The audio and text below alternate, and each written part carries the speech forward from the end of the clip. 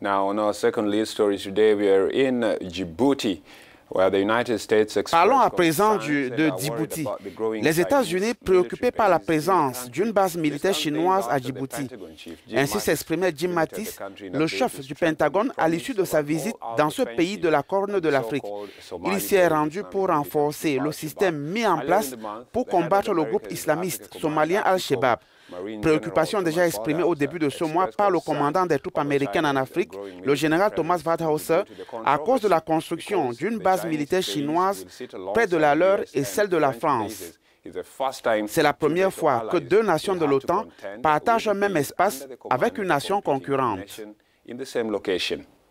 Djibouti est au cœur de la stratégie des États-Unis en Afrique de l'Est et au Moyen-Orient. Le pays abrite à ce titre donc une base clé et c'est la seule base américaine en Afrique située dans le camp Lemonnier. Eh bien, il faut savoir aussi que cette base américaine est forte de quelques 4000 soldats et contractuelle selon le Pentagone. La base joue un rôle clé donc dans le soutien aux opérations militaires américaines. En Somalie voisine, par exemple, les forces spéciales aident l'armée locale à lutter contre les insurgés Shebab liés à Al-Qaïda. Elle sert aussi d'appui aux opérations par drone pour éliminer les terroristes liés à Al-Qaïda ou l'État islamique qui se trouve au Yémen. La France y entretient quant à elle un contingent de près de 1500 militaires ainsi que des bases aériennes navales. Avec nous en ligne ce matin pour réagir sur cette déclaration du chef du Pentagone et explorer les enjeux stratégiques que représente Djibouti aujourd'hui pour les États-Unis et pour les autres nations impliquée. Sonia Le Gouriellec, je vais y arriver, analyste politique basée à Paris. Sonia Le Gouriellec, bonjour. Alors Djibouti continue d'attirer les grandes puissances, je le disais tout à l'heure, la Chine bientôt. Quels sont les enjeux finalement de cette sollicitation ? Djibouti joue énormément de sa position stratégique pour attirer effectivement des bases étrangères. La première base a été la base française, mais alors c'était surtout dû au fait que la France était la puissance coloniale. Et à partir de 1977, elle est restée sur place parce que l'Éthiopie et la Somalie, qui étaient les deux voisins de Djibouti, menaçaient d'envahir Djibouti et de récupérer ce morceau de territoire qu'ils estimaient être à eux. Et le second pays qui est arrivé à Djibouti, c'est les États-Unis au début des années 2000. C'était plutôt dans un but de lutte contre le terrorisme, à la fois dans le Golfe et à la fois en Somalie. Et aussi pour surveiller les troupes, les combattants qui pourraient partir d'Afghanistan et du Pakistan pour revenir sur la Corne de l'Afrique.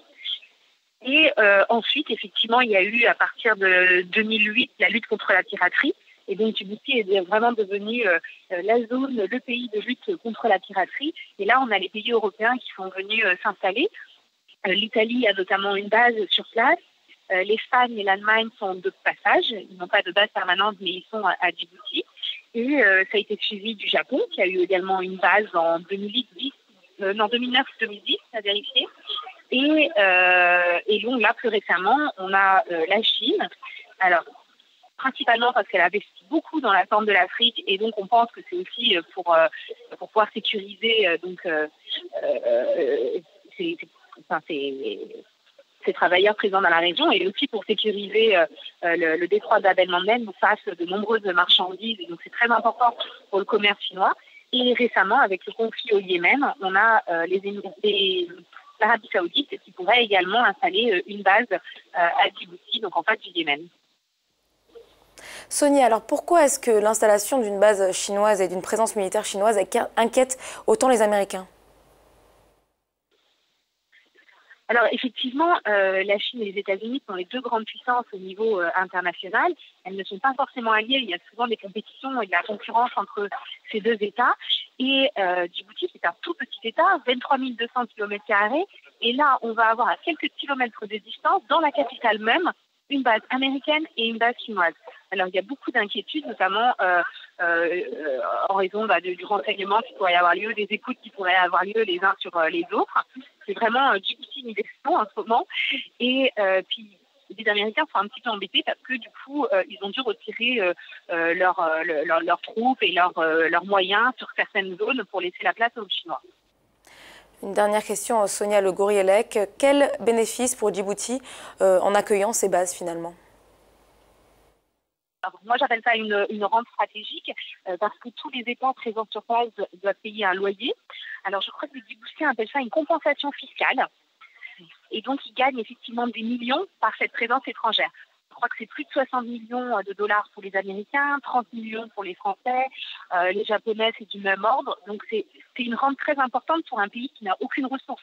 C'est un petit État sans ressources naturelles, qui importe tout, qui n'a pas d'eau, d'électricité, etc. Donc, c'est une ressource très importante pour le pays.